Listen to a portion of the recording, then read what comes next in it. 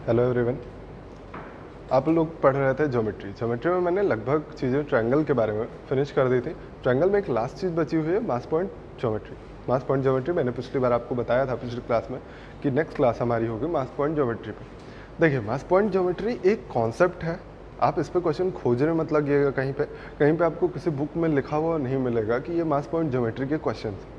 तो ऐसा मत करिएगा कि बुक में खोजिए कि कहाँ पे है सर मास पॉइंट ज्योमेट्री के क्वेश्चंस कहाँ है, प्रैक्टिस कहाँ से करें।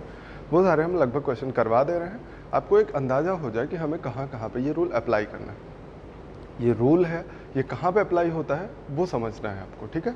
तो वो रूल कहाँ पे अप्लाई होता है, जहाँ पे सीवियंस होती हैं। अब सीवियन क्या होती है?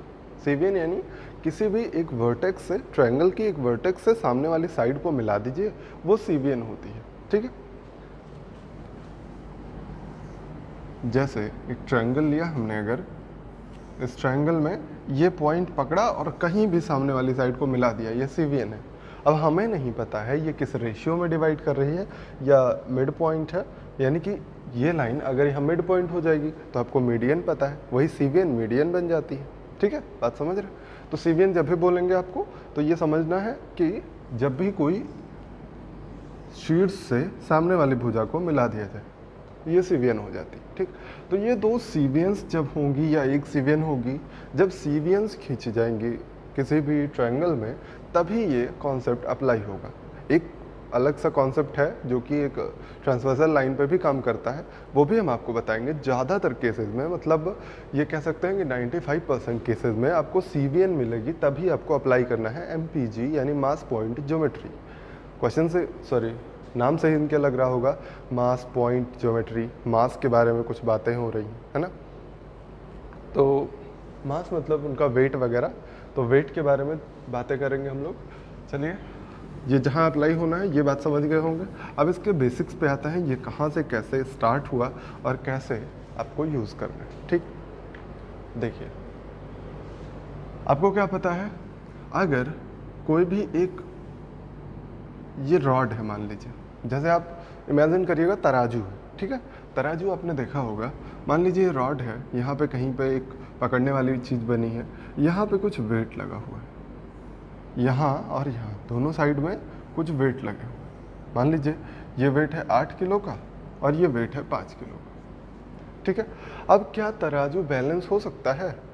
ये रॉड बैलेंस हो सकती है? नहीं हो सकती है, क्योंकि ये ज़्यादा वेट है तो ये अपने को नीचे की तरफ दबाएगा, है ना। जब ये नीचे की तरफ खींचेगा तो ये बैलेंस थोड़ी, बैलेंस करना है हमें। बैलेंस करने के लिए क्या करना पड़ेगा, हम क्या करते हैं, ये जो 8 है इसके पास ले आते हैं और ये जो 5 है इसके पास ले आते हैं। अब बताइए, ये 40 हो गया, ये 40 हो गया, बैलेंस इक्वल हो गया दोनों साइड। अगर यही 8 किलो उठा के हम इनके पास रख दें, अब मल्टीप्लिकेशन ना करना चाहिए तो ऐड भी कर सकते हैं, उसमें भी कोई दिक्कत नहीं है, ऐड भी करके देख लीजिए। ये 8 किलो जो था यहाँ पे हम उन्हें उठा के रख दिया, उठा के नहीं रखा, मतलब यहाँ पे 8 किलो है, एक नया वेट लिया 8 किलो का यहाँ पे रख दिया, एक नया वेट 5 किलो का यहाँ पे रख दिया। अब बताइए ये बैलेंस हो गया कि नहीं? बैलेंस हो गया, क्योंकि यहाँ भी 8 5 13 और यहाँ भी 8 5 13।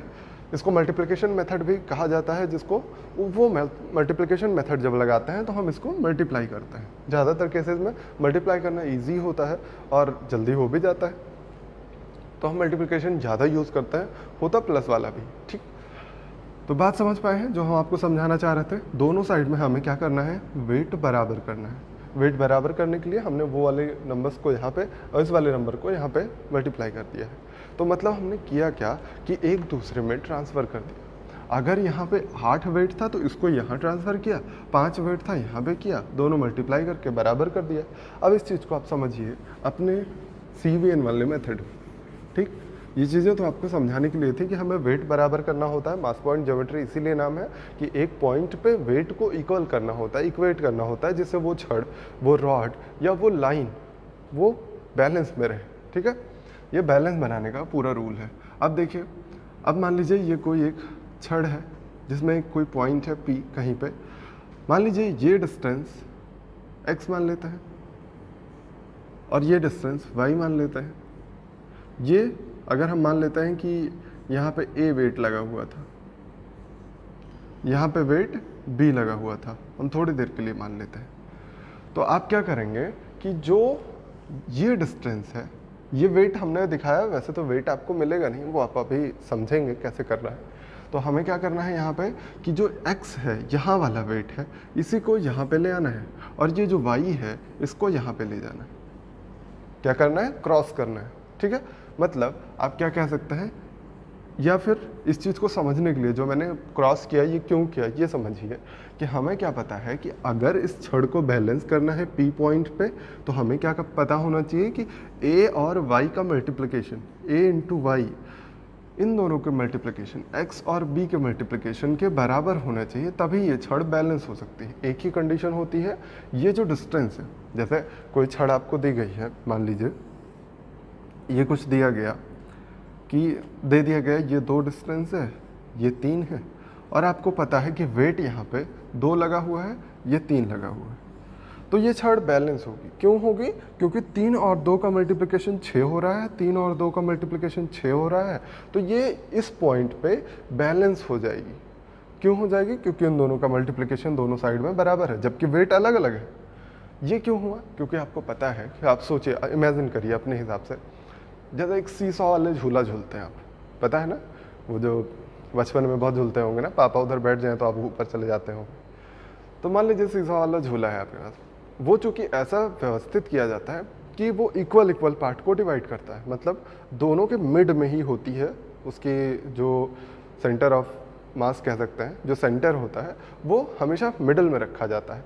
मान लीजिए आपके पास ये पेन है, पेन को मैंने यहाँ किनारे पे पकड़ लिया, तो क्या ये, वो तो पकड़ रहे हैं तो नहीं गिर रही है, तो क्या ये यहाँ पे बैलेंस हो सकती है? ऐसे उंगली पे बैलेंस कर सकते हैं इसको? नहीं बैलेंस कर सकते। क्यों नहीं बैलेंस कर सकते? क्योंकि इसकी सब जगह वेट लगभग बराबर है, और ये डिस्टेंस ज़्यादा है, ये डिस्टेंस कम है ना। अगर हम कहें कि इधर वेट बढ़ा दीजिए, डिस्टेंस हम ज़्यादा कम रखते हैं, वेट इधर बढ़ा दीजिए थोड़ा सा, तो ये वाला बैलेंस हो जाएगा। मतलब समझ पाए थोड़ा सा कि अगर हम किनारे पकड़ रहे हैं तो हमें इधर वेट बढ़ाना पड़ेगा इसके वेट की जगह, अगर इस तरफ हम पकड़ रहे हैं तो हमें इधर वेट बढ़ाना पड़ेगा इसको बैलेंस करने के लिए। जैसे आप छोटे थे, तो छोटे क्या, अभी कौन से बहुत बड़े हो गए हैं, तो आप कॉपी वगैरह ऐसे उंगली पे रख के ऐसे घुमाते हैं ना, कॉपी क्यों एडजस्ट हो जाती है? क्योंकि आप एकदम इक्वल डिस्टेंस हर जगह से रहता है, मिडल में उंगली रखते हैं, उसी उंगली पे कॉपी घुमा देते हैं, है ना। वही सेम चीज़ है, लेकिन यहाँ पे मिडल ज़रूरी नहीं है हो, इसलिए हम क्या कहते हैं कि ये कॉन्सेप्ट क्या है कि इनका दोनों का मल्टीप्लिकेशन इन दोनों के मल्टीप्लिकेशन के अगर बराबर है, मतलब ये डिस्टेंस यहाँ पे जो लगी है, distance into mass, distance into wait, ये बराबर हो गया अगर दोनों साइड, तो वो बराबर हो जाएगी, मतलब बैलेंस हो जाएगी रॉड। समझ में आया? तो अब ये कॉन्सेप्ट लिख लीजिए। इस कॉन्सेप्ट से एक चीज़ और पता चलेगी कि a अपॉन बी क्या होता है, x अपॉन वाई होता है। ये मतलब क्या है? इसका मतलब है कि अगर हमें a वाला वेट निकालना है तो हमें a और b के वेट का रेशियो निकालना है, तो x और y के रेशियो के बराबर होगा। ये यहीं से आपको पता चलेगा कि देखिए a वाला जो वेट निकला वो किसके बराबर निकला, x के, b वाला वेट किसके बराबर, y के, रेशियो में, हम रेशियो की बात कर रहे हैं। तो a वाला वेट x के बराबर, देखिए इधर ही तो आ रहा है, क्रॉस ही तो बना रहा है। देखिए b वाला वेट y की, मतलब ये वाला ये क्रॉस करके गया। तो हमेशा आपको ये चीज़ याद रखनी है, ये नोट कर लिया होगा आपने, हमेशा आपको याद रखनी है कि वेट जो होगा क्रॉस करेगा, एक दूसरे का अपोजिट जाएगा। अब समझिए इसको कैसे करते हैं। ये सब कॉन्सेप्ट्स थे, कॉन्सेप्ट आपको समझ में आ गए होंगे। अब आपको जो अप्लाई करना है वो कैसे करना है ये समझिए। आपको मिलेगा, ये वेट थोड़ी मिलेगा आपको तो मिलेगा केवल एक लाइन। इस लाइन पे आपको वेट एडजस्ट करना पड़ेगा। एक लाइन मिली, आप दिमाग के अपने सही रखने के लिए, मतलब आपके दिमाग में सही सेट हो, इसलिए हम इसको छड़ बोलते हैं ना, रॉड बोलते हैं। मान लीजिए आपको मिले ये 2:3 में है, डिवाइड हो रहा है, तो आप क्या कहेंगे कि चूंकि वेट क्रॉस होता है तो हम कहेंगे कि ये 3 वाला वेट यहाँ लाके लटका देते हैं। 3 वेट लटका दिया, और ये 2 वेट इधर लाके यहाँ पे लटका देते हैं। अब देखिए 3 गुणे 2 6 हो रहा है, 3 गुणे 2 6 हो रहा है, यानी कि ये बैलेंस हो गई रॉड। समझ में आई बात? ऐसे ही हम बैलेंस करते हैं। मतलब क्या करना है, जो रेशियो दिया गया हो उन्हीं को क्रॉस करके लिख दीजिएगा वेट बना के, तो वो पूरे इक्वेशन को बैलेंस कर देते हैं। अब इसी में एक चीज़ और समझनी है आपको, कैसे? मान लीजिए हम कहें कि हमें 3 नहीं लेना है वेट, हमारा मन नहीं कर रहा है 3 लेने, ये काम आएगा। अभी तो हम कह रहे हैं कि हमारा मन नहीं कर रहा है, ये भी आप यूज़ करेंगे क्वेश्चंस में। मान लीजिए हमारा मन नहीं कर रहा है, हम 3 वेट लें यहाँ पे, ये आपके पास, मान लीजिए जस्ट एन एग्जांपल, मान लीजिए आपके पास वेट करने के लिए वो जो बाट आता है वो 3 किलो वाला है ही नहीं, ठीक। तो आपने कहा कि 3 किलो का बाट तो नहीं है, मेरे पास 6 किलो का बाट अवेलेबल है। 6 किलो का वैसे होता नहीं है, बट मान लेते हैं 6 किलो का मान लीजिए बाट अवेलेबल है। तो आपने कहा हम 3 की जगह 6 लेंगे यहाँ पे वेट। हमने अगर यहाँ पे 6 वेट लिया तो यहाँ से 6 दूना 12 हो गया ना।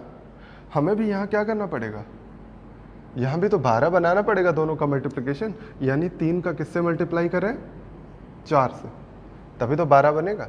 यानी ये भी आप कह सकते हैं कि हमने यहाँ 3 वेट ना लेके इसका डबल लिया, तो यहाँ 2 वेट ना लेके इसका डबल लेना पड़ेगा।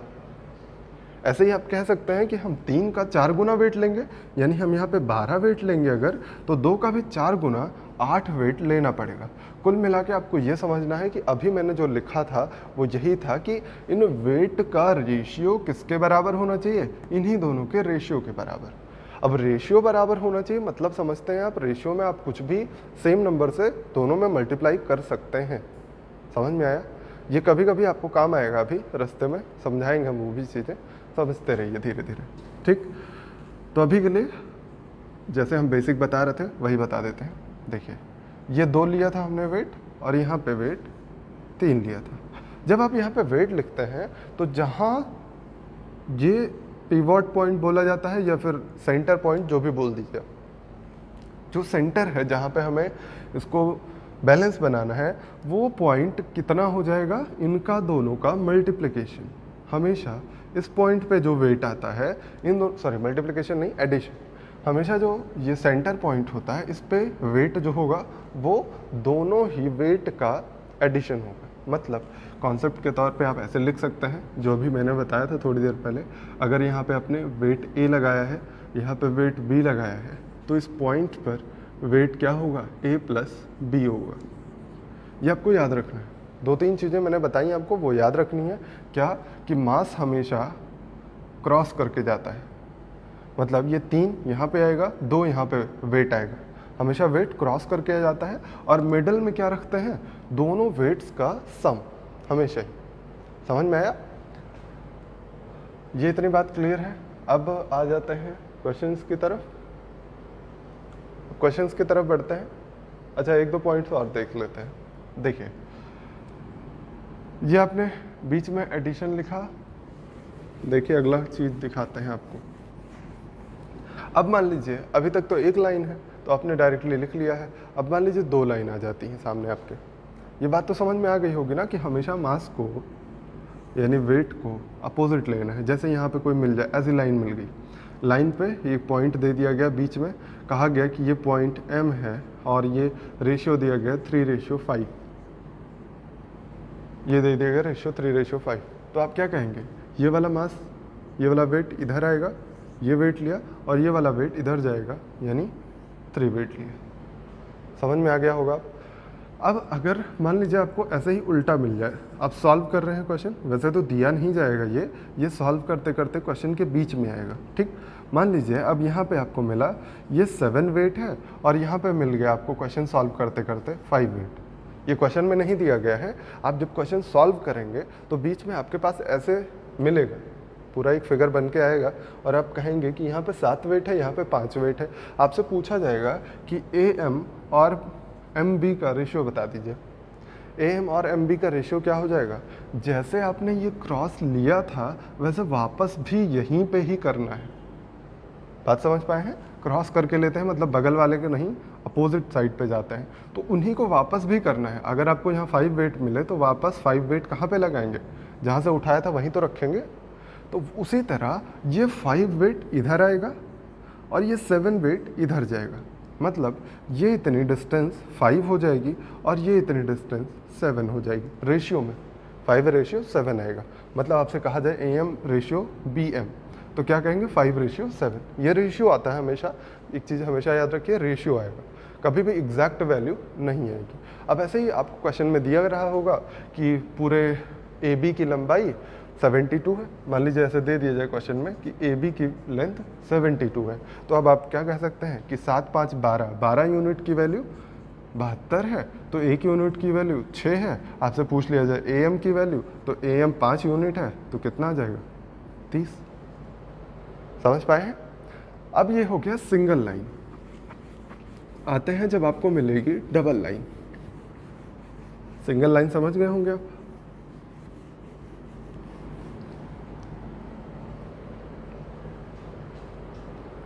देखिए डबल लाइन में क्या करना है, मान लीजिए देखिए डबल लाइन दो तरह से आती है ना, तो पहले हम इन चीज़ों को समझा देते हैं जब क्रॉस कर जाए दोनों। एक होगा जब क्रॉस नहीं करेंगी, वो भी हम अभी समझाते हैं। देखिए जब दो लाइन ऐसे क्रॉस करके जाए और आपको पता हो कि इनका रेशियो क्या है, मान लीजिए ये एम पॉइंट है, ये ए पॉइंट है, ये बी है और पी क्यू है। आपसे कहा जाए कि A M ratio M B ये दे दिया गया है 2:1 और P M ratio M Q दे दिया गया है मान लीजिए 3:4। अब आपके पास यहीं पे झाम पैदा होता है। कैसे? देखिए आपके हिसाब से क्या होगा कि ये 1 वाला वेट यहाँ पे लटकना चाहिए, ये 2 वाला वेट इधर जाएगा 2, 3 वाला वेट इधर आएगा यहाँ 3, 4 वाला वेट यहाँ पे 4, ये इतना वेट हो गया। अब आपके हिसाब से कि ए बी पर अगर हम चलते हैं तो ए बी के हिसाब से एम पॉइंट पर वेट क्या होगा? मैंने बताया कि सेंटर पर वेट क्या होता है, दोनों का एडिशन करेंगे 2 1 3, इस पॉइंट पर वेट आया यहाँ से 3। लेकिन हम इस वाली लाइन के अकॉर्डिंग अगर देखेंगे तो 3 + 4 इसी पॉइंट का वेट 7 आया। बात समझ पाए हैं? इधर से हमने वेट इस पॉइंट का निकाला कि 1 और 2 3 आया, यहाँ से वेट कितना आया 7 आया। तो अगर एक ही पॉइंट पे 2 वेट आ रहे हैं, इसका मतलब आपका क्वेश्चन गड़बड़ है। क्वेश्चन को सही कैसे करेंगे? सही करने का एक तरीका है कि हम इस पॉइंट पे, मैंने अभी इसलिए बार बार समझाया था आपको पहले कि हम इन चीज़ों को क्या लेते हैं, रेशियो में लेते हैं, और रेशियो में आप किसी भी चीज़ से मल्टीप्लाई या डिवाइड कर सकते हैं। ये बताया मैंने, इसीलिए मैंने अभी थोड़ी देर पहले आपको समझाया कि अगर वेट दिया गया है आपको, जैसे मैंने अभी थोड़ी देर पहले यही तो समझाया कि अगर यहाँ पे वेट है, यहाँ 3 है, यहाँ 2 है, तो यहाँ ज़रूरी नहीं कि आप 3 ही लिखिए, आप 6 लिख सकते हैं, आप 12 लिख सकते हैं, ऐसे कुछ भी लिख सकते हैं। लेकिन जितना मल्टीपल यहाँ करिए उतना ही मल्टीपल यहाँ, मतलब अगर यहाँ 3 का 4 बार मल्टीप्लाई किया आपने 12 आया है, तो 2 का 4 बार मल्टीप्लाई करके यहाँ पे 8 लिखना पड़ेगा। समझ गए हैं बात? तो अब इसी चीज़ को अप्लाई करेंगे हम यहाँ पे। देखिए कैसे, क्या करना है आपको, यहाँ 3 मिला, यहीं पे 7 मिला, तो हम इन दोनों का एलसीएम यानी इस पॉइंट पे वेट मान लेते हैं 21। 7 और 3 का एलसीएम 21 हमने इस पॉइंट पे वेट मान लिया। अब अगर 21 पॉइंट पे इसी वेट मान लिया, ये तो हमने 3 लिया था, हमने तो क्या मान लिया है 21 मान लिया है, यानी 3 की वैल्यू हमने क्या बना ली है 21 बना ली है। 3 की वैल्यू अगर 21 बना ली है तो इधर लिख देते हैं। देखिए 3 की वैल्यू हमने 21 रख ली है। हमारा 3 आया कहाँ से था, ये 1 और 2 को मिला के आया था, तो 1 की वैल्यू कितनी हो जाएगी 7, 2 की वैल्यू कितनी हो जाएगी 14। बात समझ पाए हैं? ये तरह हो जाएगा, यानी यहाँ पे क्या लिखना पड़ेगा 14, या आप यही कह सकते हैं कि 7 से गुणा करना है। यहाँ भी 7 से गुणा करके इसको क्या लिखेंगे हम 7, यहाँ पे बीच में हो गया 21। अब आ जाइए दूसरी वाली लाइन पे। इस वाली लाइन को 4 और 3 जोड़ के 7 बनाया था, लेकिन हमें तो मिल गया यहाँ पे 21, यानी 7 की वैल्यू हमें मिल गई 21। तो हम क्या कहेंगे 1 की वैल्यू 3, 1 की वैल्यू अगर 3 है तो 3 की वैल्यू 9 और 4 की वैल्यू 12। मतलब यहाँ पे क्या करना पड़ेगा गुणे 3, यानी ये हो जाएगा 12, और यहाँ पे क्या करना पड़ेगा गुणे 3, यानी ये हो जाएगा 9। अब ये पूरी तरह से बैलेंस हो जाएगी रॉड। देखिए 7 और 14 21, यहाँ पे 9 12 21, पूरी तरह से रॉड बैलेंस। समझ में आ गया? अब इसी चीज़ को हम थोड़ा सा और जल्दी से और बढ़िया तरीके से बताते हैं, वो चीज़ समझते रहिएगा। इतना ढेर सारा लिखने की ज़रूरत नहीं है, ये बस आपको समझाने के लिए बार बार हम लिख लिख के हर चीज़ दिखा रहे हैं। अभी और आसान तरीके से यही चीज़ दिखाते हैं आपको, जो बनाया था मैंने यही चीज़ फिर से मैं बना रहा हूँ। देखिए ये हमने रेशियो लिया 2 और 1 का, दिख नहीं रहा होगा, आप समझ लीजिएगा उतना। और ये लिया 3 और 4 का रेशियो। आपको क्या पता है, जब आप धीरे धीरे करने लगिएगा क्वेश्चंस को तो आपको ये सब चीज़ें डेवलप होने लगेंगी, ऐसी समझ डेवलप होने लगेगी। ठीक, देखिए यहाँ पे हम सबसे पहले ही देख लेते हैं वेट।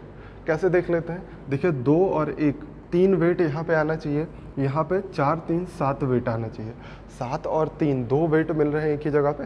ये आपकी दिमाग डेवलप होगा, आपकी बुद्धि डेवलप होगी और आप उस चीज़ को देख लेंगे थोड़े टाइम बाद।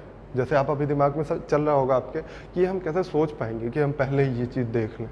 ये चीज़ आप दिमाग में रख लीजिए कि आएगा आपको, बस थोड़ा सा आप ध्यान से देखिए, थोड़ा सा प्रैक्टिस करिए और ये चीज़ें आपके दिमाग में सेट हो जाएंगी कि आप पहले यही देखेंगे जो हम अभी बताने वाले हैं आपको। देखिए कैसे, पहले ही आपको दिख जाएगा कि ये 2 और 1 3 वेट यहाँ पे आने वाला है। क्यों, कैसे करते थे, 1 को यहाँ पे लगाते थे, 2 को यहाँ पे लगाते थे, तो 2 और 1 3 वेट यहाँ पे आ जाता था। लेकिन अब इनके हिसाब से 3 वेट यहाँ पे आएगा, 4 वेट यहाँ पे जाएगा, 4 और 3 7 वेट यहाँ पे आ रहा है। अगर यहाँ पे 7 वेट आ रहा है और 3 वेट आ रहा है, 2 वेट एक पॉइंट पे हो नहीं सकते, तो इसको सही करने के लिए, इसको बैलेंस करने के लिए हम क्या करेंगे, 7 और 3 का उनका एलसीएम लेना पड़ेगा। एलसीएम लेंगे जब, तो एलसीएम कितना आएगा यहाँ पे 21। मैंने 7 और 3 इसीलिए नहीं लिखा क्योंकि हमें यहाँ पे लिखना था 21। अगर यहाँ पे 21 हो गया तो हमें क्या करना पड़ा, 1 और 2, हमारा तो 3 था वेट, 3 की वैल्यू हमें 21 करनी पड़ी। 3 को किससे मल्टीप्लाई किया, 7 से ना। मैंने कहा था ये दोनों रेशियो हैं, इन रेशियो में कुछ भी आप मल्टीप्लाई कर सकते हैं। तो ये तो 3 बना था मिलके, यहाँ पे 7 से मल्टीप्लाई किया 21 हो गया। तो यहाँ भी हम 7 से मल्टीप्लाई कर देंगे तो कितना हो जाएगा 14। यहाँ भी 7 से मल्टीप्लाई करेंगे तो ये 7 हो जाएगा। यहाँ पे भी किससे मल्टीप्लाई होगा, देखिए 4 और 3 7 मिलके बनाया था, यहाँ पे रखना था 7, लेकिन हमें तो मिल गया 21। अगर ये 21 हो गया तो 3 गुना किया हमने, 7 3 21, 3 गुना किया तो सबको 3 गुना करना पड़ेगा, यानी ये 9 हो जाएगा। ये 3 गुना करिएगा तो 12 हो जाएगा। ये वाला मेथड आप ज़्यादा अप्लाई करिए, मेथड वही है पिछला वाला ही, मैंने लिखा नहीं ज़्यादा इस बार। अब आपको अगली बार ये भी नहीं लिखना है, ये जो 7 से मैंने मल्टीप्लाई करके आपको दिखाया ये भी नहीं लिखना है, तो ये भी हटा दीजिएगा। तो देखिए डायरेक्टली आपको ये वैल्यूज़ मिलना शुरू हो जाएंगी। एक क्वेश्चन से और समझा देते हैं आपको, फिर आपको आगे बढ़ते हैं। ठीक, ये चीज़ें बेसिक से इसलिए बता रहे हैं क्योंकि बहुत सारे लोग होंगे एमपीजी नहीं पढ़ा होगा ना, तो एमपीजी बहुत ध्यान से देख लीजिए, ईजी कर देता है आपके क्वेश्चन को बहुत ही ज़्यादा। देखिए अच्छा, ये भी समझ लीजिए कि एमपीजी लगाना इतना इम्पॉर्टेंट नहीं है। अगर आपको नहीं आती है, मतलब जैसे आप नहीं जानते थे आज तक, तो क्या क्वेश्चन नहीं हो रहे थे, लेकिन एमपीजी क्या करती है, क्वेश्चंस को आसान कर देती है। कुछ कॉन्सेप्ट जो होते हैं ज्योमेट्री के, वो नहीं याद करने पड़ते हैं आपको।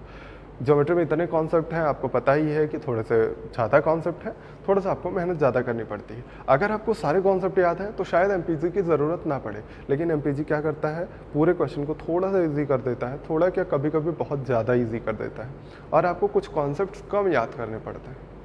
ठीक है, तो ये बहुत इंपॉर्टेंट इसीलिए हो जाता है। देखिए अब एक दूसरा लेते हैं फिर से लाइन। हमने क्या कहा, यहाँ पे लेते हैं हम 1:3, ये लेते हैं 2:5। ठीक, हमें क्या पता चला कि ये जो है सेंटर है दोनों लोगों का, दोनों लाइंस का सेंटर है। अगर ये सेंटर है तो हमारे हिसाब से क्या वेट आएगा, इस 5 को यहाँ पे रखेंगे, 2 को यहाँ पे रखेंगे, यहाँ 2 वेट आया, यहाँ 5 वेट आया, तो हमारे हिसाब से ये वेट कितना हुआ, 7 वेट हुआ। जबकि इनके हिसाब से 3 वेट यहाँ लगेगा, 1 वेट यहाँ लगेगा, 4 वेट आना चाहिए बीच में, मिडिल में दोनों का एडिशन होता है। तो इनके हिसाब से 4 वेट आया, इनके हिसाब से 7 वेट आया, तो क्या 7 और 4 एक ही जगह हो सकते हैं? नहीं हो सकते, नहीं हो सकते। इसलिए आपने कहा कि इनका एलसीएम लीजिए, 7 और 4 का एलसीएम हो गया 28, तो यहाँ पे कितना वेट रखना पड़ेगा हमें, 28 वेट। अगर ये 28 वेट मैंने यहाँ पे रख दिया तो 5 2 7 वेट की जगह हमने 28 रखा ना, यानी क्या किया, 4 गुना कर दिया। तो यहाँ जो 5 वेट लगना था उसका भी 4 गुना होके डायरेक्टली 20 हो जाएगा, और यहाँ 2 वेट लगना था उसका 4 गुना होके ये 8 हो जाएगा। समझ में आई बात? ऐसे ही अगले वाले पे आइए, 3 और 1 4 वेट होना था यहाँ पे, लेकिन हो गया 28, यानी 7 गुना किया, 4 7 28, 7 गुना अगर इसको किया तो ये 3 वेट जो यहाँ लगना था उसका 7 गुना 21 वेट लगेगा, और ये जो 1 वेट यहाँ पे लगना था इसका 7 गुना 7 वेट यहाँ लगेगा। अगर ये चीज़ें समझ में आ गई हैं तो आप क्वेश्चन अभी आसानी से करेंगे। ये सारे अभी बेसिक पॉइंट्स। एक और पॉइंट है वो भी समझ लीजिए, तब क्वेश्चंस पे आते हैं। ये तो था जब दो लाइंस क्रॉस करें। अब तू एक नया जो है लास्ट टाइप कह सकते हैं। ये P पॉइंट है, मान लीजिए ये AB पॉइंट है, एक कोई लाइन होगी यहाँ से पास कर रही होगी, मान लीजिए M पॉइंट है, ये K पॉइंट है, ऐसे पॉइंट बना दिया मैंने। ये लाइन पे एक पॉइंट M है, यहाँ से कोई लाइन पास कर रही होगी, वो फिगर के अकॉर्डिंग होता है। अभी कॉन्सेप्ट समझिए, क्या करना होता है, वही सेम जो अभी कॉन्सेप्ट आपने पढ़ा हुआ है वही लगाना है आपको, और कुछ नया नहीं लगाना है। और यहाँ पे मान लीजिए 7 और यहाँ पे मान लीजिए 4 मान लेते हैं। अब अगर आप बेसिक से सॉल्व करिए, जैसा मैंने शुरू में एकदम बताया, क्या करेंगे आप, 3 वेट यहाँ लगाएंगे, ये 2 वाला वेट इधर जाएगा, ये 4 वेट यहाँ पे लगेगा, 7 वेट जो है यहाँ पे आएगा, ऐसे ही होगा। लेकिन आपने कहा कि हमारे हिसाब से तो 3 + 2, यहाँ पे वेट हमारे हिसाब से 5 आ रहा है और इनके हिसाब से 7 आ गया। ये 7 आ गया, ये 5 आ गया, एक ही पॉइंट पे 2 वेट हो ही नहीं सकते, इसलिए हमें क्या करना पड़ेगा, हमें इनका एलसीएम लेना पड़ेगा। इनका 7 और 5 का एलसीएम क्या हो जाएगा, 35 हो जाएगा। यानी अब यहाँ पे एक्चुअल वेट जो आएगा वो 35 आना चाहिए। अगर ये 35 हो गया, हमारे हिसाब से 3 + 2 5 वेट होना था, उसकी वैल्यू हो गई 35, यानी 5 का 7 गुना, 5 × 7 = 35।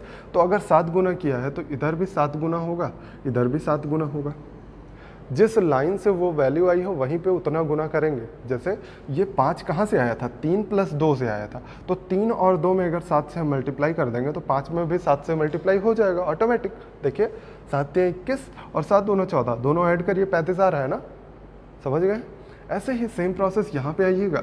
यहाँ से हमारा क्या हो रहा था, 7 आ रहा था वेट, लेकिन हमें लेना पड़ा था 35, तो 7 का 5 गुना लेना पड़ा था। यानी अगर यहाँ पे 5 गुना लिया तो 4 का 5 गुना कितना आएगा, 20। ये बात समझ पाए हैं, क्लियर हो गई होगी बात। अब देखिए यही क्वेश्चन सेम, थोड़ा लिखिए कम, समझिए ज़्यादा, ठीक। यही क्वेश्चन कम लिखेंगे हम लोग और ज़्यादा जल्दी से होगा। देखिए यहाँ पे आपने लिखा था 2:3, ये लिखा था 4:7, है ना।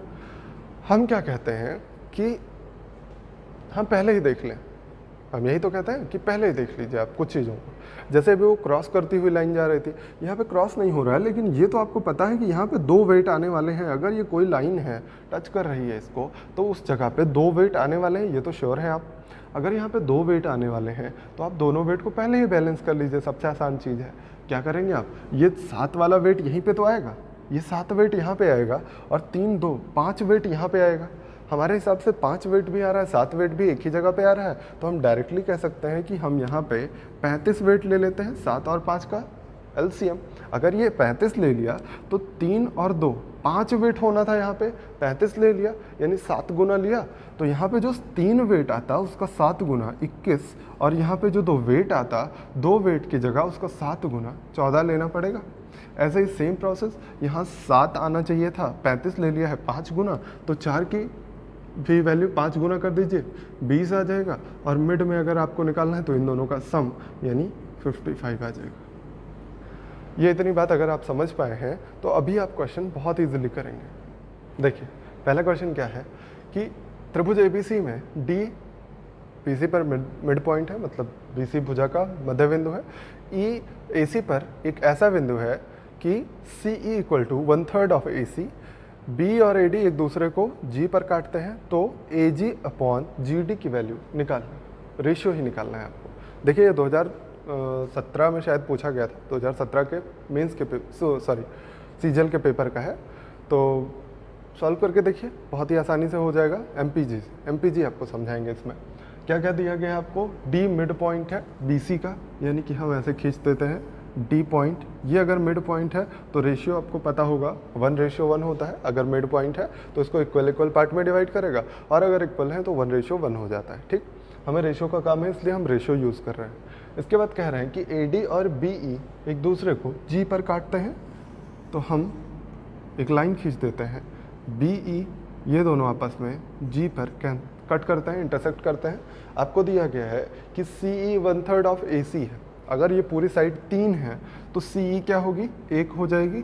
तो ये अगर पूरी 3 है, ये 1 है, तो ये कितना हो जाएगी, 2 हो जाएगी। इसमें तो कोई कन्फ्यूज़न नहीं।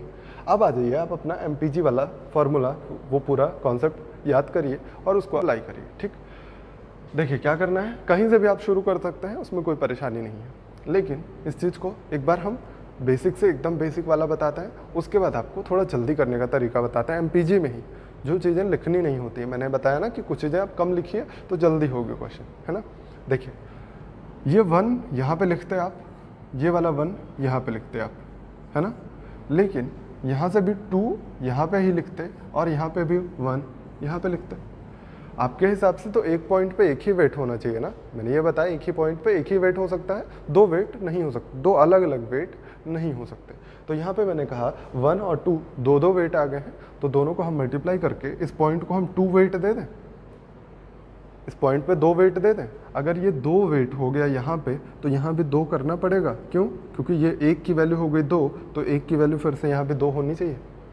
एक ही लाइन पे काम किया करिए, हमेशा जो भी चीज़ें अप्लाई करनी है वो सिंगल लाइन लेके चलनी है। जैसे ये वाली लाइन हमने लिया तो 1 की वैल्यू 2 हो गई, तो यहाँ भी 1 की वैल्यू 2 हो गई। मतलब इस वाली लाइन में अगर हमने इस पर 2 से मल्टीप्लाई किया तो यहाँ भी 2 हो गया। अब ये चूँकि सेटिस्फाई कर रहा है ऑलरेडी, तो कोई दिक्कत ही नहीं है। आपसे पूछा गया AG/GD का रेशियो, तो यहाँ पे D पॉइंट पे हमें वेट पता होना चाहिए, कितना हो गया, इन दोनों का सम ही तो होता है, इन दोनों का योगफल क्या हो जाएगा, 2 + 2, ये 4 हो गया।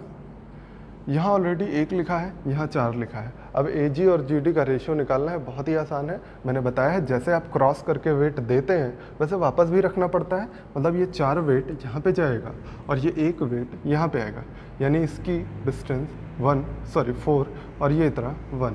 यानी अगर रेशियो आपसे पूछा गया है तो इसका वैल्यू क्या हो जाएगी, ये 4 है, ये 1 है, और ये होगा आपका आंसर। समझ गए हैं, बात समझ में आई है, बहुत ही ईजी क्वेश्चन है। देखिए अगला क्वेश्चन क्या दिया गया है, दिया गया है कि त्रिभुज ABC में AED का रेशियो दिया गया है, ये 3:4 और सभी की वैल्यूज़ दी गई हैं। पूछा गया AC की वैल्यू बता दीजिए। ऐसे भी क्वेश्चन MPG से होता है। देखिए कैसे होगा, फिगर आपको दिया गया था, फिगर आप बना लीजिएगा। फिगर में जो जो चीज़ें दी गई हैं वो हम लिख लेते हैं। जैसे AED दिया गया है, AED 3:4 है, और ये दिया गया है 8 और BD 8 है, ये 6। ठीक, अब चाहिए तो आप रेशियो बना लिया करिए, अदरवाइज बिना रेशियो के भी काम चल सकता है, ऐसी कोई दिक्कत नहीं। ठीक है, तो यहाँ पे अगर वेट आप लिखना चाहेंगे तो 6 लिखेंगे। आपके हिसाब से यहाँ पे वेट आना चाहिए 6, यहाँ पे आना चाहिए 8। समझ में आया। अब यहाँ से वेट आना चाहिए यहाँ पे 3 और यहाँ पे वेट आना चाहिए 4। लेकिन हमारे हिसाब से यहाँ से वेट कितना आ रहा है, 8, 6, 14। यहाँ पे 14 वेट होना चाहिए था। अगर यहाँ पे 14 वेट होना चाहिए था, यहाँ पे 3 है, तो हम क्या कहेंगे, 14 और 3 2 वेट एक जगह पे हो नहीं सकते हैं, तो दोनों का हमें LCM लेना पड़ता। क्लियर है ये बात। तो इसका LCM ले लीजिए, पहले ही लिख लिया करिए LCM लेके। हम ये चीज़ें आपको समझा रहे हैं जिससे आप जल्दी करने लगिए। ठीक, तो पहले ही हम इस 3 को हटा के यहाँ पे क्या लिख दे रहे हैं, 14 और 3 का LCM 42 हो जाएगा। यहाँ पे अगर 42 वेट लेना है हमें, तो हमारे हिसाब से तो 8, 6, 14 हो रहा था, 14 की वैल्यू 42 हो गई, 3 गुना हो गया। तो सभी को हमें 3 गुना करना पड़ेगा। 6 की वैल्यू 6 का 3 गुना 18 हो जाएगा, और C यानी ये 8 की वैल्यू 8 का 3 गुना ये 24 हो जाएगा। और ऐसे ही अगर यहाँ पे 42 हुआ है, 3 की वैल्यू 42 हुई है ना, यही तो यहाँ पे ट्रांसफ़र किया गया था, ये वाला वेट यहाँ रखा था, 3 की वैल्यू 42, 14 गुना, तो 14 का गुणे 4 यानी ये हो जाएगा 56। ये बात समझ में आई। अगर ये 56 हो गया, ये 24 हो गया, हमें निकालना है कि ये दोनों का रेशियो, इन दोनों का रेशियो क्या हो जाएगा, 24 और 56 का रेशियो। आपको पता है ना कि यहाँ वापस रखेंगे तो ये वाला यहाँ पे आएगा, ये वाला यहाँ पे आएगा। मतलब अच्छा ये वैल्यू नहीं होती है, ये मत सोचिएगा 24 और 56 को जोड़ के आंसर कर दो, ये हमेशा रेशियो होता है। मतलब आप कह सकते हैं कि AF और CF इन दोनों का रेशियो क्या है, 24 और 56 का रेशियो। अब इनको थोड़ा सा कट कर दीजिए, 8 7 56, 8 3 24। आपको क्या पता है, AF की लंबाई 12 है। AF यानी यहाँ पे 3 दिया गया है, 3 की वैल्यू 12 दी गई है और आपसे पूछा क्या गया है, AC की वैल्यू। AC की वैल्यू पूछा गया मतलब क्या है, पूरी लंबाई। पूरी लंबाई क्या होगी, 7 और 3 10, तो 10 की वैल्यू कितना आ जाएगी, सॉरी 3 की वैल्यू 12, तो 1 की वैल्यू 4, 10 की वैल्यू 40। यही था आपका आंसर। समझ में आया? देखिए सबसे बेसिक क्वेश्चन क्या है कि अगर एक ट्रायंगल दिया गया है ABC, इसमें G सेंट्रॉयड है, तो आपसे पूछा गया है AG और GD का रेशियो। ये मैंने फिगर पहले ही बना दिया है जिससे थोड़ा टाइम कम वेस्ट हो आपका। तो G अगर सेंट्रॉयड है, G सेंट्रॉयड कब होता है, जब हम मीडियन खींचते हैं ना। सेंट्रॉयड कब बनता है, मीडियंस का इंटरसेक्शन बिंदु होता है, इंटरसेक्शन पॉइंट होता है सेंट्रॉयड। तो सेंट्रॉयड कैसे बना होगा, मीडियन खींचा होगा। मीडियन अगर खींचा होगा तो ये आपस में बराबर होंगे, ये दोनों आपस में बराबर होंगे और ये आपस में बराबर होंगे। अगर दो चीज़ें आपस में बराबर होती हैं तो उनका रेशियो क्या होता है, 1:1 होता है। ये सभी रेशियो 1:1 हो गए। अगर आपसे पूछा गया जाए, ये क्वेश्चन नहीं है समझ लीजिए, ये समझ लीजिए प्रूफ है। चूँकि पूछा गया है CGL में इसलिए हम आपको बता दे रहे हैं। वैसे तो आपको याद होना चाहिए, अगर ये मीडियन का इंटरसेक्शन पॉइंट है मतलब सेंट्रॉयड है, तो आपको क्या पता होता है, 2:1 होता है ये ना। वैसे तो आपको याद होगा, लेकिन हम आपको इस MPG थ्योरम से करके दिखा रहे हैं। ठीक है, देखिए ये कहीं से भी स्टार्ट कर दीजिए, कोई दिक्कत नहीं है। 1 वेट यहाँ पे, ये 1 वेट यहाँ पे, ये वाला 1 वेट यहाँ पे, ये वाला वहाँ पे चला ही गया है। सभी जगह 1 वेट हो गया, कोई दिक्कत नहीं है। क्योंकि इसमें बैलेंस करना नहीं है, बैलेंस है ऑलरेडी। सभी जगह 1 वेट हो रहा है, देखिए क्रॉस करते हैं, हर जगह 1 वेट ही आ रहा है, कोई दिक्कत नहीं। अब आपको क्या निकालना है कि 1 + 1, यहाँ पे 2 वेट आया है ना, यहाँ पे 2 वेट आया, यहाँ पे 1 वेट है। तो अगर हम इसका रेशियो लिखना चाहें तो यहाँ पे 2 और यहाँ पे 1 लिखना पड़ेगा। मतलब आप क्या लिखेंगे, AG और GD का रेशियो 2:1 होगा। ऐसे ही कोई भी नंबर ले सकते हैं, जैसे यहाँ पे 1, यहाँ पे 1, तो यहाँ बीच में क्या हो जाएगा, 2। अगर ये 2 हो गया, ये 1 वेट है, तो 1 वेट यहाँ पे ट्रांसफ़र, ये 2 वेट यहाँ पे ट्रांसफ़र, यानी BG/GE, ये भी 2:1 आएगा। सेम एज ये भी 2 लिख लीजिए, ये यहाँ पे ट्रांसफ़र करिए, ये वाला यहाँ पे ट्रांसफ़र करिए, और पूरा क्वेश्चन लीपअप होती हो गया। तो समझ में तो आ गया होगा ना, आसान था। इसी पे एक क्वेश्चन और करते हैं। अगला क्वेश्चन दिया गया है, उसका आप लैंग्वेज लिख लीजिए। ये मेंस 2017 का क्वेश्चन है। देखिए, त्रिभुज ABC में भुजा BC CA तथा AB पर स्थित बिंदु DE और F है।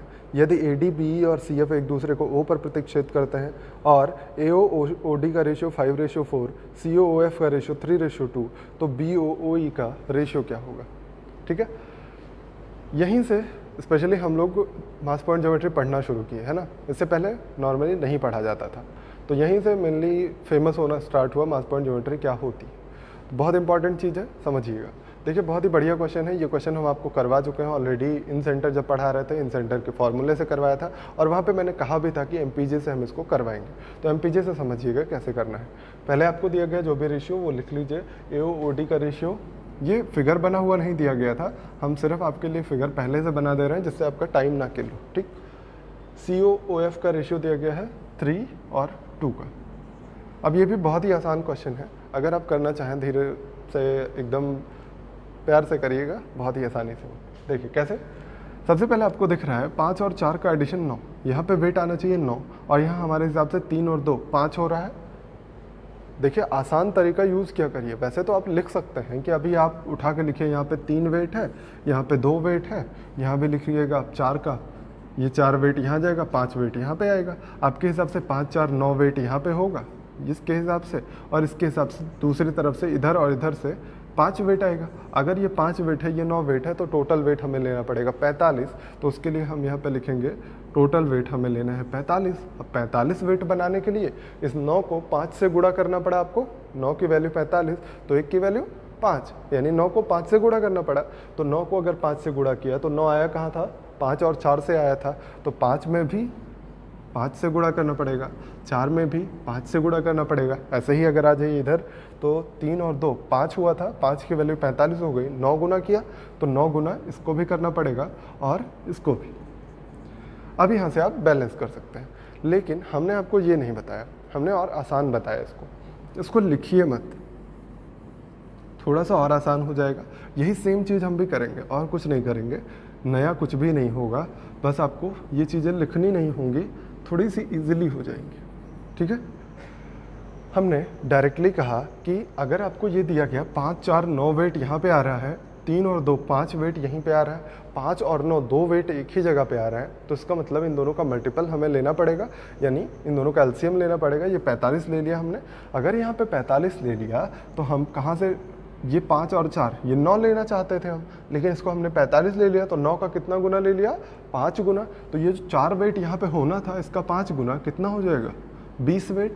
और ये 5 वेट जो यहाँ पे आना था, 5 का 5 गुना, यहाँ 25 वेट आ जाएगा।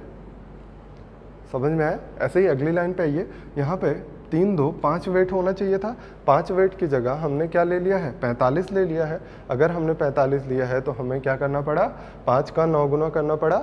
5 का 9 गुना किया अगर, तो 3 वेट जो यहाँ पे आने वाला था, इसका 9 गुना करिएगा तो 27 हो जाएगा। और ये 2 वेट यहाँ पे जाने वाला था, इसका 9 गुना 18 हो जाएगा। मुझे नहीं लगता इतने में प्रॉब्लम होगी। आगे बढ़ते हैं हम लोग। आगे पूछा गया बी और ओई। बी और ओई अगर आपको निकालना है तो बी पे वेट पता होना चाहिए और ई पे वेट पता होना चाहिए। तो ई पे वेट तो एग्जैक्टली दिख रहा है, इन दोनों का सम कितना हो जाएगा, 38। और यहाँ पे भी वेट एकदम आसानी से देख सकते हैं आप, इनका और इनका सम होता है ये, है ना। तो अगर इसको निकालना है तो क्या करेंगे आप, 25 में से 18 माइनस करिए तो 7 आ जाएगा। देखिए 18 7 25 होगा ना, तो 25 में से 18 माइनस किया, 7 आ गया। यहाँ पे अगर 7 आया तो इसको यहाँ पे लिखना पड़ता है और इसको पलट के यहाँ पे लिखा जाता है। मतलब बी ओ और ओ ई का रेशियो क्या आ गया, बी ओ देखिए कितना हो रहा है 38 और ओ ई का रेशियो 7। अगर आप उठा के देखिए तो यही क्वेश्चन, यही आंसर सेम आया था उस वाले क्वेश्चन में भी जो मैंने इन सेंटर में करवाया था। समझ में? देखिए अगला क्वेश्चन क्या दिया गया है, ये भी सीजीएल में पूछा गया कुछ क्वेश्चन है, प्रीवियस ईयर का क्वेश्चन है और मैंने ये क्वेश्चन सिमिलरिटी में करवाया हुआ है। तो आप देख रहे होंगे ना कि एमपीजी से अलावा भी कुछ कॉन्सेप्ट्स होते हैं जिनसे क्वेश्चंस हो सकते हैं, लेकिन एमपीजी से आसान हो जाते हैं ये चीज़ें। देखिएगा कैसे आसान हो जाता है और आप रिवाइज करके जाइएगा। सिमिलरिटी देखिएगा, सिमिलरिटी में यही क्वेश्चन कैसे कराया गया था। ठीक, आपको दिया गया है कि त्रिभुज एबीसी में एडी इसकी माध्यिका है, त्रिभुज की माध्यिका है, बी एडी को ओ बिंदु पर बाइसेक्ट करती है, मतलब द्विभाजित करती है, इक्वल इक्वल 2 पार्ट में डिवाइड करती है। तो ए ई सी का रेशियो पूछा गया है। देखिएगा पहले आपने अगर किया होगा तो इसको हमने क्या किया था, इसके पैरेलल एक ऐसे लाइन खींच दी थी और सिमिलरिटी लगा दिया था। तो सिमिलरिटी चूंकि यहाँ पे नहीं पढ़ा रहे हैं तो सिमिलरिटी में आप जाके देखिएगा यही क्वेश्चन करवाया गया है। ठीक, अब यही क्वेश्चन हम एमपीजी से बताते हैं कैसे करना है। ये अगर बाइसेक्ट कर रहा है, मतलब ये डी ए डी क्या दिया गया, मीडियन है, मीडियन क्या करती है, बाइसेक्ट करती है, 1:1 हो गया। ये भी दिया गया ओ जो है इनको बाइसेक्ट कर रहा है, 1:1 हो गया। हमारे हिसाब से ये क्या होना चाहिए था, 1 वेट यहाँ पे जाना चाहिए था, ये भी 1 वेट यहाँ पे आना चाहिए था और इन दोनों का सम यहाँ पे आना चाहिए था। यही होता है। लेकिन आपके हिसाब से अगर देखिएगा तो इस वाली लाइन में 1 यहाँ वेट आना चाहिए था, लेकिन 1 की वैल्यू तो 2 हो गई है। अब देखिए जल्दी जल्दी करने की कोशिश क्या करिए, बार बार लिखना नहीं है 1 × 2 होगा तो 2 × 1 होगा। ऐसे देखिए 1 वेट यहाँ पे आना था, इसकी वैल्यू तो 2 पहले से ही हो गई है, मतलब 1 की वैल्यू 2 हुई, मतलब 2 गुना करना पड़ा।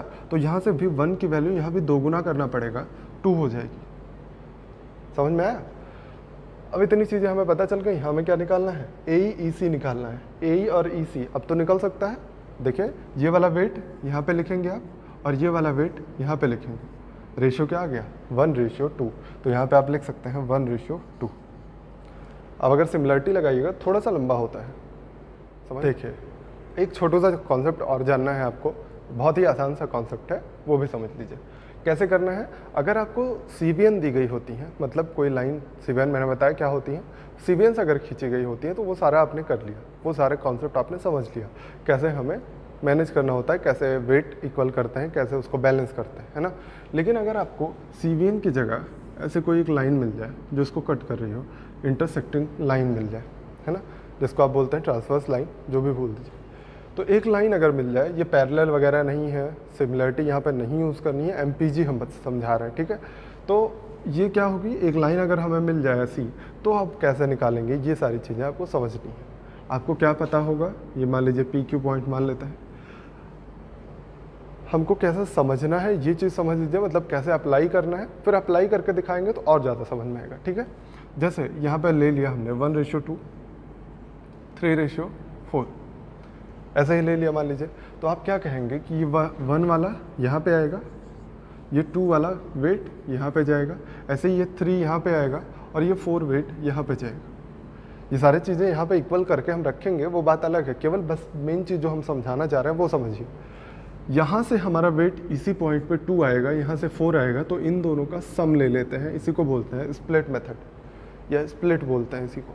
मतलब क्या करेंगे, इन दोनों का सम ले लेंगे, 4 2 6, यानी ए पॉइंट पर कितना बन जाएगा वेट, ए पॉइंट पर 6 वेट आ जाएगा।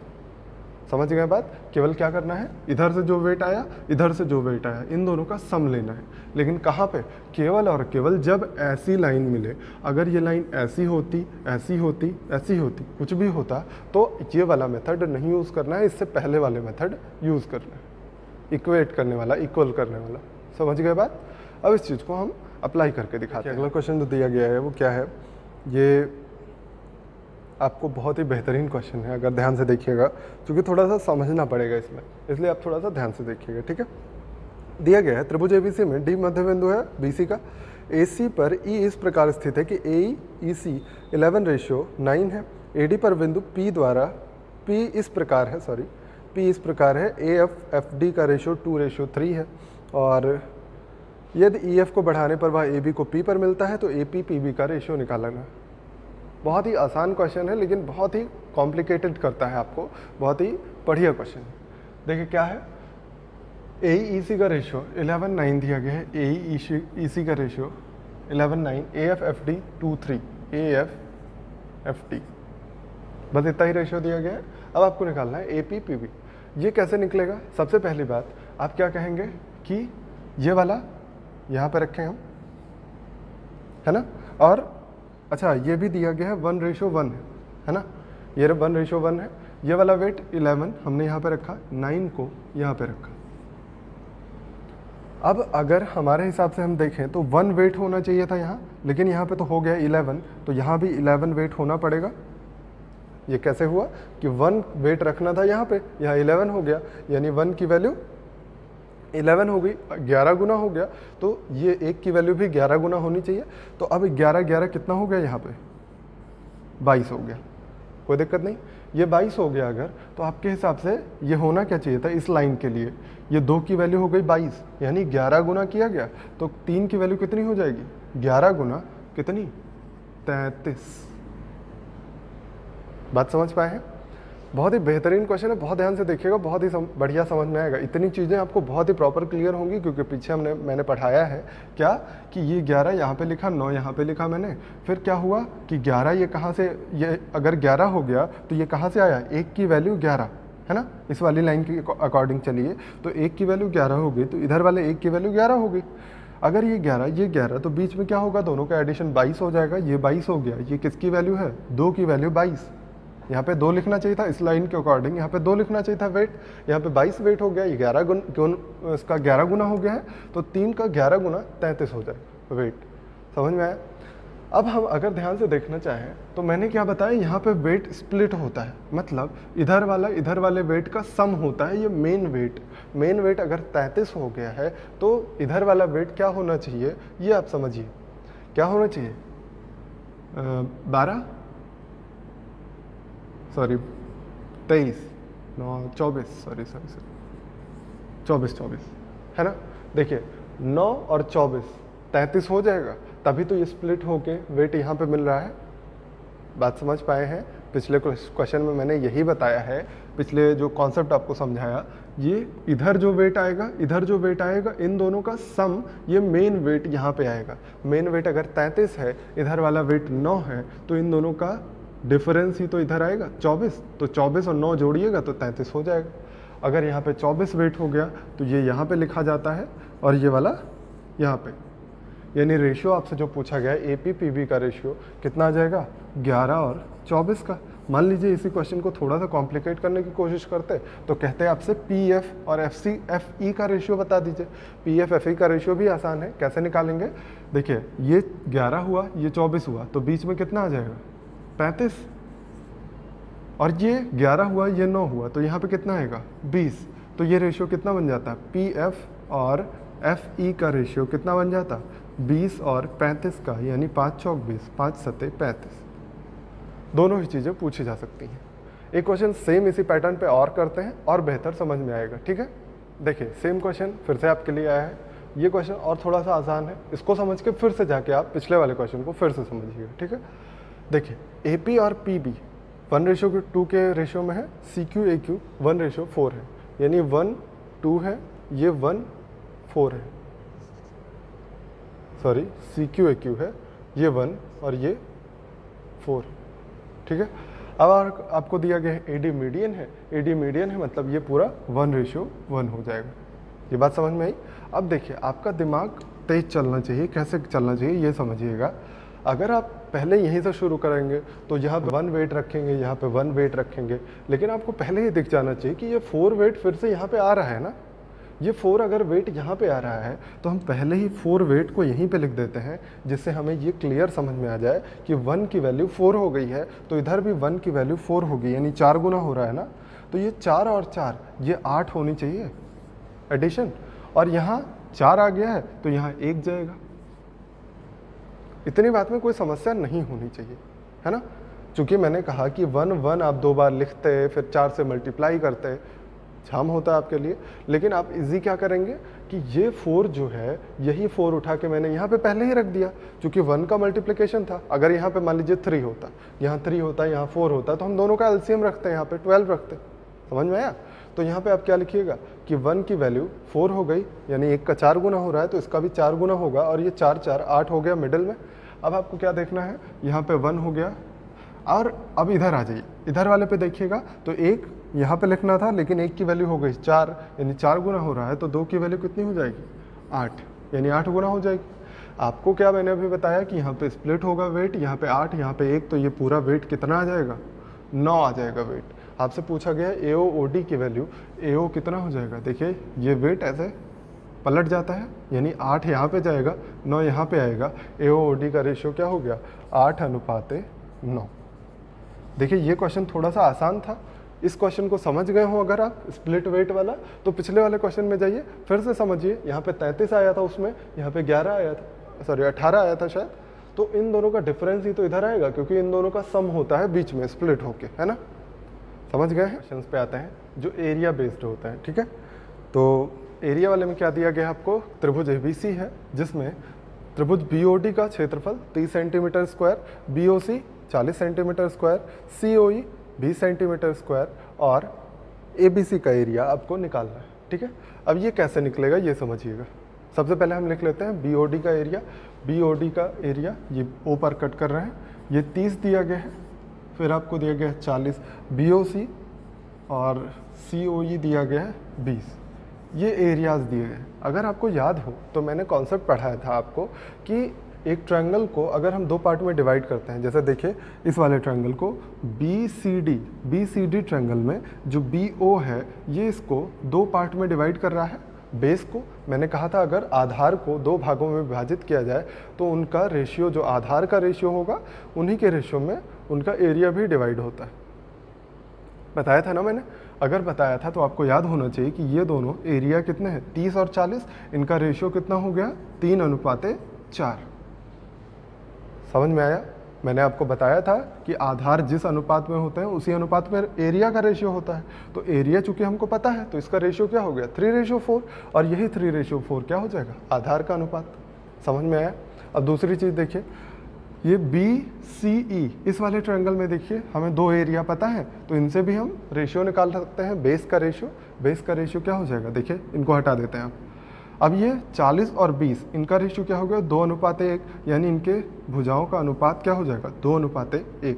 अब हमें इस एरिया का काम बाद में पड़ेगा, तो हम अभी फिर से यूज़ करेंगे। अभी आपको साफ सुथरा फिगर दिखाते हैं। तो ये चीज़ें पता चल गई। अब मास पॉइंट ज्योमेट्री लगाते हैं। कैसे लगाना है देखिए, ये मिड है, दोनों का सेंटर है, 2 लाइन क्रॉस कर रहे हैं, दोनों का सेंटर है। उनके सेंटर के हिसाब से क्या कहेंगे आप कि 2 + 1, यहाँ पे 3 आना चाहिए, और इनके हिसाब से 4 3 7 आना चाहिए। तो ना हम 3 रखेंगे ना 7 रखेंगे, दोनों का एलसीएम रखेंगे। आपको पता हो गया होगा 21 रखेंगे यहाँ पे, है ना। कैसे रखें, हमें पता था 4 3 7 होना चाहिए था, लेकिन ये 21 हो गया। अब ये 21 हो गया तो 3 गुना हुआ ना 7 का 3 गुना, तो 3 गुना हुआ तो 4 का भी 3 गुना करिए। 4 यहाँ पे जाता, उसका 3 गुना 12 यहाँ पे जाएगा। अब यहाँ 3 वेट लगता, उसका 3 गुना लेना है, 9 वेट लगाएंगे हम यहाँ पे। ऐसे ही सेम इसमें आ जाइए, 2 + 1 3 होना चाहिए था, यहाँ पे 21 हो गया है, 7 गुना करना पड़ा है, तो 2 वेट यहाँ पे जाता, उसका 7 गुना 14 जाएगा। अब यहाँ भी 1 वेट जाता और इसका 7 गुना 7 जाएगा। ठीक है, इतनी बातें समझ में आई। अब आपको क्या पता है, 12 यहाँ पे है, 7 यहाँ पे है, ये 12 आता कैसे है, इसका और इसका दोनों वेट का एडिशन होता है, तो 7 5 12, यानी यहाँ पे अगर 5 वेट होगा तभी यहाँ पे 12 आएगा, है ना। ये इसमें स्प्लिट नहीं लगेगा क्योंकि यहाँ पे ट्रांसवर्स लाइन नहीं है, ये सारी सीवियंस है ना। तो आपको क्या पता चला, अच्छा एक बार आप क्रॉस चेक कर लीजिए, 9 5 14, देखिए सेटिस्फाई कर रहा है, इसका मतलब आपका क्वेश्चन सही है, आपने सही सॉल्व किया है। अब आपको क्या पता है कि रेशियो क्या हो जाएगा इन दोनों का, ये 7 है, ये 5 है, तो रेशियो हो जाएगा 7:5, क्रॉस जाता है, ये 7 और 5 का अनुपात हो गया। बेस, अगर बेस का ये रेशियो है तो आपको पता है कि ट्रायंगल BCD का एरिया और ट्रायंगल ACD का एरिया, इन दोनों का रेशियो क्या हो जाएगा, एरिया का रेशियो किसके अनुपात में होता है, जिस अनुपात में बेस होते हैं ना, 7 और 5 का अनुपात हो जाएगा। ये बात में तो कोई दिक्कत नहीं होगी। अगर ये 7 और 5 का अनुपात हो गया तो आप क्या कह सकते हैं, BCD का एरिया आपको पता है, ये दिया गया था 30 दिया गया था और ये दिया गया था 40। देखिए ये क्वेश्चन में दिया गया BOD और BOC 30 और 40 दिया गया है, और आपसे पूछा गया है पूरा एरिया 30 और 40, ये किसका रेशियो बन रहा है, ACD का ना, सॉरी BCD/ACD उल्टा लिख दिया मैंने, 5 और 7 होगा ना। देखिए BCD 5 ACD 7, ठीक, 5:7 हुआ। आपके हिसाब से अगर ध्यान से देखिए तो BCD का एरिया क्या हो रहा है, ये 30 है, ये 40 है, 70 हो रहा है, यानी 5 की वैल्यू कितना हो जा रही है, 70 हो जा रही है। तो 5 की वैल्यू 70, तो 1 की वैल्यू कैंसिल कर दीजिए, 14 हो जाएगी। अगर 1 की वैल्यू 14 है तो आप क्या कहेंगे, पूरा एरिया कितना होगा, 7 5 12 हो जाएगा। तो 12 की वैल्यू कितनी आ जाएगी, 14 × 12, तो 12 × 4 = 48, 12 168, पूरा एरिया हो जाएगा 168। अच्छा मान लीजिए अभी इसी में पूछ लिया होता कि ADOE इसका एरिया क्या होगा, ADOE का एरिया क्या होगा, चूंकि ये पूछा गया है। ADOE का एरिया अगर आपको निकालना है तो आपको ये पूरा एरिया निकालना पड़ेगा, ये पूरा एरिया क्या है, ACD की वैल्यू क्या हो जाएगी, 7 की वैल्यू निकालनी पड़ेगी, 7 की वैल्यू 14 7 98 हो जाएगी, यानी ये पूरा ACD का एरिया 98 हो गया। हमें तो पता था COE का एरिया 20 है, ये एरिया 20 है, तो बचा हुआ एरिया क्या हो जाएगा, 98 में से 20 माइनस कर दीजिए तो 78 आएगा, ये हो जाएगा इसका एरिया। चूँकि इसका भी एरिया पूछा गया है इसलिए दोनों मैंने एक ही क्वेश्चन में करवा दिया। समझ में आया आपको। क्वेश्चन लिखिए अगला लिखा गया है कि त्रिभुज ABC में रेखा BE तथा CD त्रिभुज को 3 त्रिभुजों में बांटती हैं। यदि तीनों त्रिभुजों का क्षेत्रफल क्रमशः 5 10 और 8 हो, 8 सेंटीमीटर स्क्वायर में है, 5 10 और 8 सेंटीमीटर स्क्वायर हो, तो शेष भाग का क्षेत्रफल बताइए। ये भी देखिए सेम क्वेश्चन उसी पे बेस्ड है, बस आपको समझाने के लिए मैंने दोबारा लिया है। आपको दिया गया है क्या, 5 10 और 8, देखिए 3 त्रिभुज बने हैं, तीनों त्रिभुज का एरिया दिया गया है, तो 5 10 8 मैंने लिख दिया। वैसे तो आपको लिखना चाहिए था उसमें क्वेश्चन में, जहाँ से मैंने लिया है सोर्स में वहाँ नहीं लिखा गया था, पर आपको लिखना चाहिए था स्पेसिफाई करके कि इसका एरिया 5, इसका 10, इसका 8, ठीक है। अब ये समझिए आपसे पूछा गया है कि ये शेष एरिया मतलब इस पार्ट का एरिया आपको निकालना है। पिछला क्वेश्चन सेम आपको रिवाइज करना चाहिए, सेम वही क्वेश्चन है। क्या करना है हमें, 5 और 10 इनका रेशियो क्या हो गया, 1:2, यानी इन दोनों भुजाओं का अनुपात हो गया 1:2। यही तो किया था मैंने पिछले क्वेश्चन में कि जो एरिया का रेशियो होता है वही बेस का रेशियो होता है। सेम वही प्रोसेस इस वाले ट्रायंगल में आइए, इस वाले में भी एरिया का जो रेशियो है यानी 5:4, यही हो जाएगा बेस का रेशियो। अगर ये दोनों रेशियो हमें पता चल गए तो हमारे हिसाब से 2 + 1 यहाँ पे वेट आना चाहिए 3 और 5 + 4 9 आना चाहिए इनके हिसाब से। तो 3 और 9 का एलसीएम क्या हो गया, 9 ही होगा, यानी यहाँ पे वेट हमने ले लिया 9। अगर यहाँ पे वेट 9 ले लिया तो 2 + 1 3 की वैल्यू हो गई 9, 3 टाइम्स हो रहा है, यानी 2 का 3 टाइम्स यहाँ पे 6 आएगा और 1 का 3 टाइम्स यहाँ पे 3 आएगा। समझ में आई बात। ऐसे ही 5 + 4 9 हो रहा है, यानी यहाँ पे वेट 4 आएगा और यहाँ पे वेट 5 आएगा। ये इतनी बात क्लियर। अब आपको क्या निकालना है कि एरिया का रेशियो निकालना है। तो यहाँ पे अगर 4 हो गया, यहाँ पे 6 है, तो यहाँ पे 2 आना पड़ेगा। क्यों आना पड़ेगा? क्योंकि ये जो होता है इन दोनों का सम होता है। तो इन दोनों का सम कैसे होगा? माइनस कर लीजिए, 4 + 2 6 हो जाएगा। ठीक है, अब रेशियो आपको निकालना है। रेशियो कैसे निकलेगा? इनका रेशियो हो जाएगा 4, इनका रेशियो हो जाएगा 2। मन करे कैंसिल कर लीजिए, मन करे ऐसे ही रहने दीजिए। तो अगर आप देख रहे हो कि इसका 2 की वैल्यू, ये पूरा एरिया होगा। 2 की वैल्यू अगर 5 + 10 15 हो रहा है, 2 की वैल्यू 15 हो रहा है, तो आपसे पूछा क्या गया है? जो ये वाला पार्ट है। तो पहले हमें 4 की वैल्यू निकालनी पड़ेगी। तो 4 की वैल्यू इसका ट्वाइस कर दीजिए, 30 हो जाएगा। 4 की वैल्यू 30 हो गई, मतलब ये पूरा एरिया 30 हो गया। इस पूरे एरिया की वैल्यू 30 है, ये इतनी वैल्यू 8 दी गई है, तो 30 - 8 यानी 22 हो जाएगी इतनी एरिया जो कि हमसे पूछी गई थी। क्लियर है? देखिए लास्ट क्वेश्चन है आपका जो एरिया पे डिपेंड है। ठीक है, एरिया पे बेस्ड एक लास्ट क्वेश्चन और कर लीजिए जल्दी से। त्रिभुज एबीसी में आपको कुछ एरियाज बताए गए हैं। AOF दिया गया है 30, AOF ये 30 है एरिया। फिर आपको BOF दिया गया है 20 ये एरिया, और ये एरिया दिया गया है BOD 10। फिर से आपको वही कॉन्सेप्ट यूज़ करना है। कैसे करना है? BOA ये जो ट्रायंगल दिख रहा है, इसमें OF जो है ये कोई एक CVN है जो कि इसको दो पार्ट में डिवाइड कर रही है। तो जिस रेशियो में इसका एरिया है उसी रेशियो में इसकी साइड हो जाएंगी, यानी बेस हो जाएंगे। समझ में आई ये बात? अब अगला चाहिए, दूसरा कोई ट्रायंगल लेना है, लेकिन आपको सोच विचार के धीरे से ध्यान करिए और लीजिए ट्रायंगल। कौन सा लेना है? ABD। ट्रायंगल ABD में अगर आप ध्यान से देखिए, ये हम मिटा दें तो आप क्लियर कर पाएंगे, एकदम क्लियर कर पाएंगे। तो आप देखिए ये एक CVN है BO जो इसको 2 पार्ट में डिवाइड कर रही है। तो जिस रेशियो में CVN डिवाइड करती है उसी रेशियो में बेस को, जिस रेशियो में डिवाइड करते हैं उसी रेशियो में एरिया होते हैं। इसीलिए ये 3:5 50 और 10 का रेशियो क्या आएगा? 5:1। अब इसको वापस से मिला देते हैं जिससे ये दिखाई पड़े।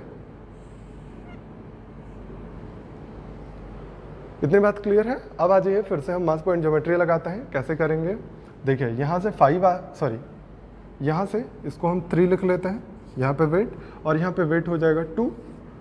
इसके हिसाब से 1 वेट आना चाहिए था, लेकिन हो गया 2, यानी डबल हो रहा है। यानी 5 का डबल यहाँ पे क्या आ जाएगा? 10 वेट आ जाएगा। ये 10 वेट हो गया, ये 3 हो गया, तो बचा वेट कितना? 7 वेट बचा यहाँ पे। आपको पता है ये क्या होता है? इन दोनों का सम होता है। तो 7 + 3 10 हो गया। ये इतना क्लियर है। अब आपसे पूछा गया ABC का एरिया। ABC का एरिया निकालना अब तो बहुत ही आसान हो गया है। आप चाहते तो कहाँ से निकाल सकते हैं? सबसे आसान है यहीं से निकाल लीजिए। इनका रेशियो निकाल लीजिए। 7 यहाँ पे आएगा, 7 जो है इधर आएगा 7, ये 3 रेशियो इधर जाएगा, 7:3 हो गया। आपको क्या पता है 7 वाले में क्या एरिया है? पूरा 20, 10 और 30 तीनों एरिया का सम क्या हो जाएगा? 60 हो जाएगा। यानी 7 की वैल्यू 60 है। मतलब जो हमें एरिया निकालनी थी 7 वाली एरिया 60 है। तो हमें निकालना क्या है? 3 एरिया नहीं निकालना है, ये वाला एरिया नहीं निकालना है, पूरा एरिया। तो 7 + 3 10 का एरिया आपको बताना है। तो 10 क्या हो जाएगा? 600/7। यही था आपका आंसर। अगर इसमें दिक्कत हो रही हो आपको तो आप दूसरा भी तरीका यूज़ कर सकते हैं जो आप लिखने वाले करते हैं। जैसे आप लिखते हैं कि ABD area upon triangle ACD का एरिया, ये किसके बराबर हो गया था? 7:3 के बराबर हो गया था। आपको क्या पता चला? ABD का एरिया आपको पता है पहले से ही। ABD का एरिया 3, 2 और 1, यानी ABD का एरिया हम लिख सकते हैं क्या? 60। तो यहाँ से ACD का एरिया निकाल लीजिए। ACD का एरिया क्या हो जाएगा? 180/7। अगर ACD का पता है, ABD का पता है, तो क्या करेंगे? दोनों का सम कर देंगे, तभी तो पूरा एरिया आएगा, है ना? तो यहाँ से क्या आ जाएगा? 600/7।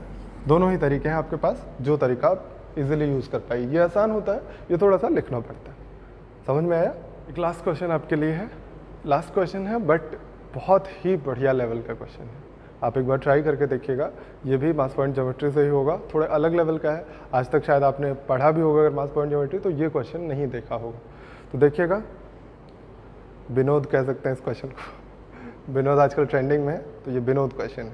ठीक, देखिए क्या दिया गया है आपको कि BD और CD 2:1 है, BD और CD 2:1, यहाँ पे D है 2:1 हो गया।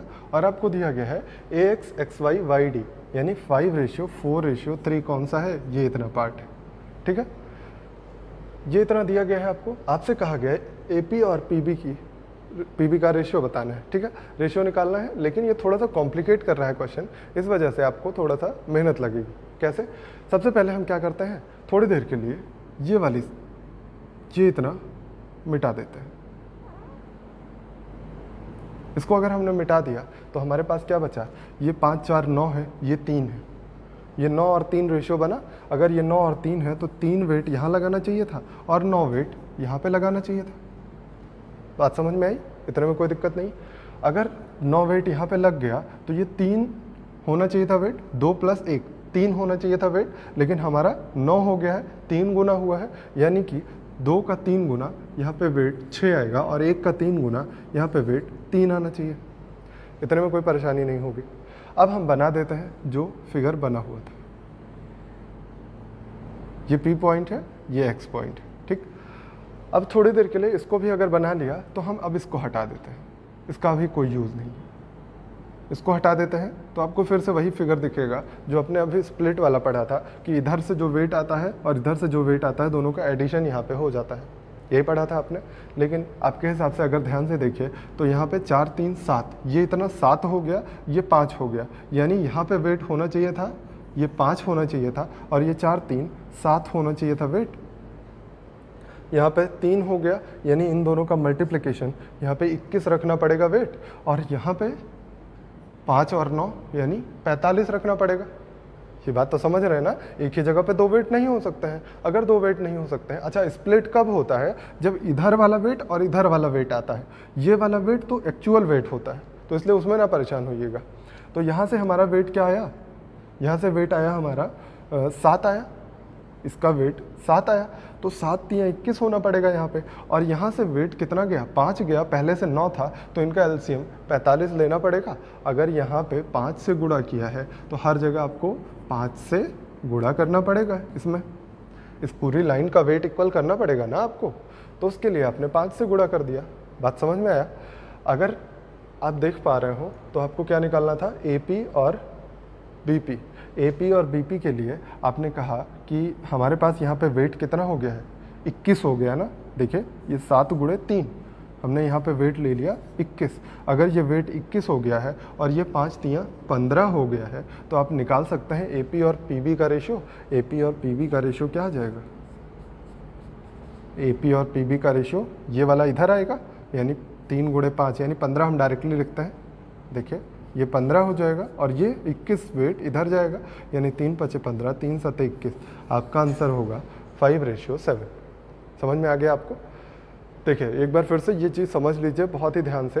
पहले मैंने ये वाली लाइन ली, ये वाली लाइन के साथ मैंने निकाला कि ये 5 4 9 हो रहा था, ये 3 हो रहा था, तो 3 वेट इधर शिफ्ट किया और ये 5 वाला वेट इधर लगा दिया, 9 वाला वेट, सॉरी 9 वाला वेट अगर यहाँ पे लगाया तो 2 और 1 3 होना चाहिए था। 3 की वैल्यू 9 हो गई, 3 गुना हुई, तो 2 के 3 गुना 6 और 1 का 3 गुना 3। ये इतनी बात समझ में आई।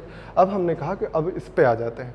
इस पे आ गए अगर हम, तो हमने देखा कि हमारा ऑलरेडी इसी लाइन से वेट आया था, इसलिए स्प्लिट वाले में बिल्कुल परेशान मत होइएगा, क्योंकि इसी लाइन से हमने 3 वेट लिखा था और इसी लाइन से अब की बार हमने कहा कि 4 3 7 ये हो गया, 5 ये, तो 7 यहाँ पे आएगा, यानी कि 7 3 21 हो गया।